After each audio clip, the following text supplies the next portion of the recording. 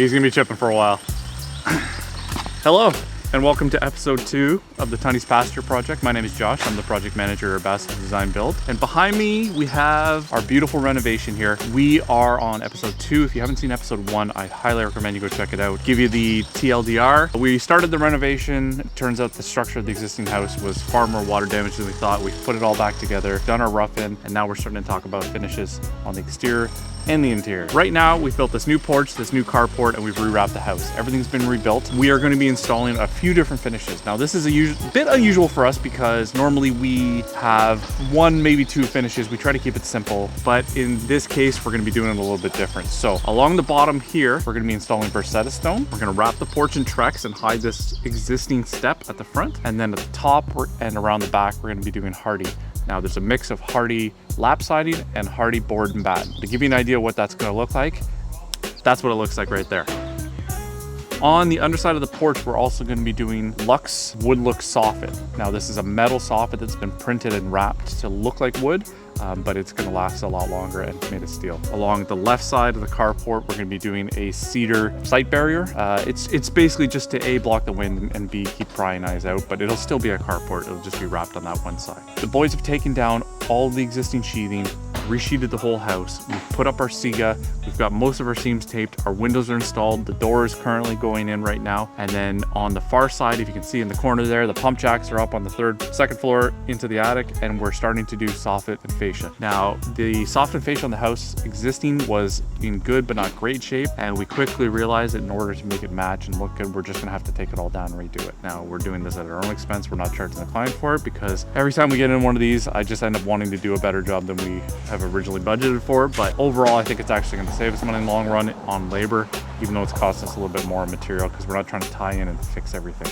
Wrinkle in all this is we have our existing chimney hole in the roof, so we're going to be repairing that and getting the roof tied in. McKay Roofing does our roofing, and they're going to be coming. They're supposed to be here today. Quite a lot going on the outside, so we're going to let the boys do that. I'm going to take you inside and show you some of the progress we've made in there. Let's go.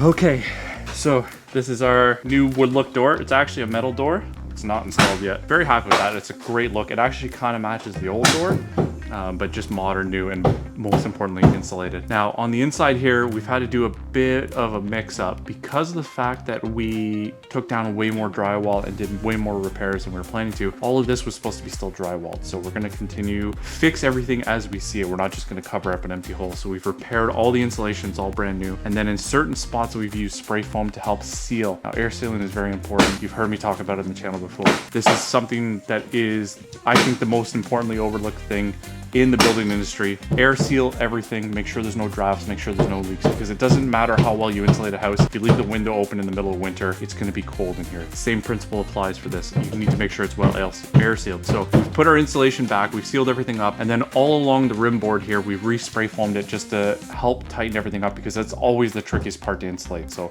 that's all been done. We're ready for drywall in this area. We do have to build a little bit of bulkhead to cover these pipes. And then on this side here, we're getting ready to put the last of our ductwork in. We've decided to bring the ductwork from the basement. The utility room's right below me, and we had to insulate the second floor. So the way we're actually going to do it is bring it all the way up through here, up into the attic, and then come back down. It seems a little bit convoluted, but that's actually the most easy way we can figure out how to do it. So all the ductwork's here. It's going to be installed today. Drywall's going to be installed today. We're going to have to build a couple bulkheads, and then we're on to drywall. So on this side here, we've got our electrical rough in all done. The kitchen's ready to go at this point. We've even got our spots for the island. Now, electrical is a little bit tricky as well because tying into existing stuff, you never know how it's wired and what you're going to get. So we ended up replacing a bunch more wiring than we were originally planning. But you can see over here, we've got everything, like this is an existing wire that's ready to go. So it's all tied in, ready to go. We've passed DSA, which is our electrical inspection, and we're ready to go for that as well. So let's take you upstairs, show you what we've done. So upstairs hasn't changed a ton since the last episode. Again, if you haven't seen that, click here to watch that video. We've got all of our roughing done. Everything's been tied back in, new boxes in a lot of spots. We've got all our plumbing roughed in. Here's a little top tip if you're building your own house. Get the plumber to hook up a hose for you right away in the tub, so that way you can use it to fill buckets. All right, that's what that is right there. And it's just a quicker way. Sometimes we do that, sometimes we do it off the toilet line, but trust me, do that. It's gonna save you a ton of time. All this plumbing ended up being brand new. We do need to tie the floor back in, but we've got our backing for our mirrors, we've got our backing for our grab bars, everything like that. Everything's ready to go. And then we've even roughed in for our in-floor heating. So both bathrooms have in-floor heating. And we always leave a pipe down here so that we can run our thermostat sensor. And on this side, you can see our air returns are ready to go. Everything's been put in, and we're ready to start putting drywall back on the walls. So, and then the final little bit over here is we have to get ready to start framing our floor for our drop shower. Now, we've already kind of put our brackets in, everything like that. That's gonna be ready to go. We just need to get that put in. So we're gonna start putting the finishing touches on this, get this wrapped up, and then put our drywall on the walls. And then we're gonna really start talking about finishing on the inside. So let's let the boys do that, and I'll be back in a second.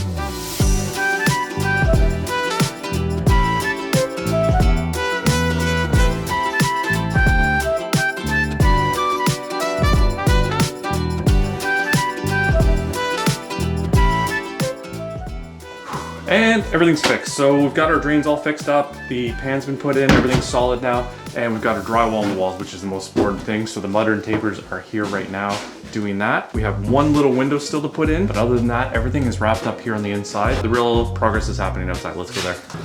And outside here, we are working really hard on the Lux soffit. Now this is the first piece of the puzzle to put in for the exterior siding and finishing. So the boys are putting in this Lux. It's actually a metal steel soffit, printed to look like different types of wood. The wood look that we're going for is cedar on this one because we're gonna be wrapping all the posts.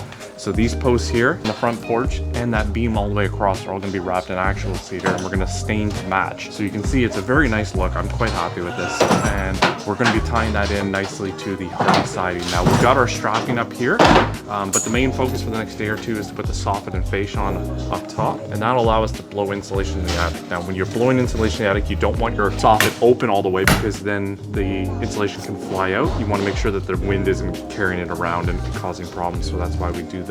After that's done, the boys are going to get on to all the exterior finishing. We've actually already started the stone on the front too, the Versetta stone. So let's take a quick look at that as well. So this is Versetta stone. You saw us do it at the Rockland job. Click up here to watch that video. This is the same product, different color. It's very straightforward to install. All you do is screw into the tabs right here. There's a starter strip on the bottom and there's a finishing strip on top, but pretty much just put it on the wall. It's got a little tongue and groove, clip it in, screw it in. It all comes in nice packaging like this, and you just throw it up. There is sills for the underside of the window as well, and they do sell for around light boxes and plugs as well. So we're going to be installing those over the next week and a half and getting this place wrapped up. Other than that, we just need a whole bunch of work to happen, so let's cut to a montage and get this stuff done.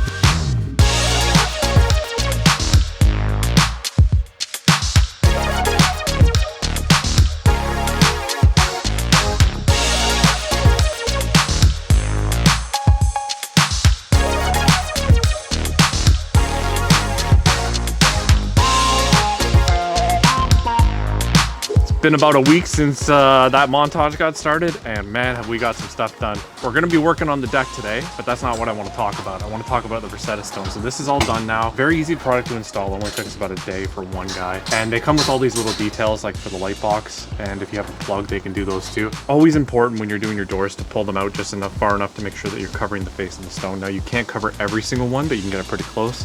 Bead a caulk. Never see it. This has been the only Versetta stone we've installed. It's probably the last stuff we're going to install, honestly, because it comes from the United States, and with tariffs and everything going on right now, it's just not possible to do this. We ordered this stuff back in February before the tariffs hit, and now this is probably it for us. That being said, let's take you around and show you the hardy. On this side of the house, we have our lap siding cedar mill. You can get this stuff in flat or cedar mill. Cedar mill just means it looks like a wood grain, but it's actually obviously cement based. And then we've got all our stuff tied in. Now it's really important when you do these, you follow the details from Hardy. So this is a standard detail that they've offered. We have to do our drip flashings, caulk everything in, and then there's gonna be a plug here. So that's why you see these little jut outs. This is what it looks like when it's done properly. If you're using this stuff, don't just run it past and then try to figure out how to screw the box in after and just do a big bead of caulk. A, you're not gonna cover your warranty, and B, it's just not done right. Now above us is the Lux soffit. I think it came out fantastic. I'm very happy with this color. I think it looks great. And then we're gonna be wrapping all these columns with cedar as soon as everything's kind of cleared out of here, because obviously we don't want to do any damage. Cedar's very soft. One little bump and we got to replace a board and it just turns into a whole mess. Couple little touch-ups, little finishing to do. But up here, this gives you a much better idea of how everything looks with it completed. So we've combined lap siding and board and batten on this job. So lap siding on the bottom, board and batten on the top. And also At the client's request, we've also added shutters to the outside. Now you can see if you look closely, the shutters aren't on top of the battens, they're actually, the battens are cut around them. So it all had to be done at the same time. This isn't an afterthought or something we just kind of threw up because we thought it looked nice. This is planned from the very beginning. We also have an architectural detail at the top. It's meant to replicate post and beam architecture. It's kind of a Tudor style thing, but we're mixing a bit of style here, and I think it kind of works pretty nicely. It's really important to notice the details. When you're planning the siding out, details are very, very important. Everything is in one of two planes. Either we have all our trims, which are all in the exact same plane all the way top to bottom, or we've got our siding, which is set slightly back so that we don't have any protrusions sticking out. So it took us a bit of time to figure that out and how to do it properly, but it's done and I think it looks great. So I'm not going to show you the other side of the house because honestly it's pretty boring and it looks exactly the same. And I can't really get a wide shot of that because we're so close to the next house. And big changes on the inside here as well. So you saw the mudding and taping going on. What you didn't see is we got our flooring. Here it is. We buy from Logs End primarily, a few different brands, but it's wide plank, imitation oak, white oak hardwood. And I think it's great stuff, but it is all engineered. We did have quite a bit of patching to do if you remember from way back, and so we're able to glue this stuff down right to the patching, which makes things a lot easier. We don't have to pound a bunch of nails and blow all the self-level up. So the boys are putting in carcasses right now for the cabinetry. We've got a couple gable ends put in already, but for the most part they're just working on carcasses. They only started yesterday morning and they've got most of the kitchen already done, so I'm very happy with that. And then the rest of the parts are going to be installed over the next couple days here, and we have our templating booked for Thursday morning. We've got a nice bit of cabinetry at the back here, great pantry, very happy with this. A little spoiler alert for the next episode. We've also done a little bit of trim just to help them line everything up. So this is the trim casing that the client picked, and that's how it looks like. We do need to get our railings in, but all our nosings are in. The railings are coming next week. We use Frank's in town. If you need some good railings, those are the guys I'd recommend. But let's take a look over upstairs actually. There's some stuff I want to show you. So I'll leave it to the carpenters in the comment section to tell me we're doing this wrong, but there's one of two different ways to install your hardwood flooring around a staircase opening. You can either put your nosings in first and then butt everything up to it, or you can run it all along and then trim it off afterwards and put your nosings in. We've done the latter, not the former, because we want to make sure that our first run is perfectly straight and everything's built off of that. And we didn't want to have a situation where we had to do a bunch of cuts around the wall, because we wanted to make sure this is our nice straight run all the way across. And so we're going to take the tracks afterwards and trim this all out. You can see both sides, but I think this is the best way to do it for in this case. While we're laying in flooring, the tiles also started. So we've got our Ditra on the floor. This is going to be Ditra Heat in this bathroom and the other one. And then we've got our curtain on the wall. It hasn't been finished yet. This is not a finished product. It's ongoing, so don't roast me in the comment section for this as well. We're going to, I think, wrap this video up here. Really focus on the finishes in the next video. I've got about a month left on the project, so that should go fairly quickly. I want to thank you guys for watching. Please stay tuned, and we'll see you next time.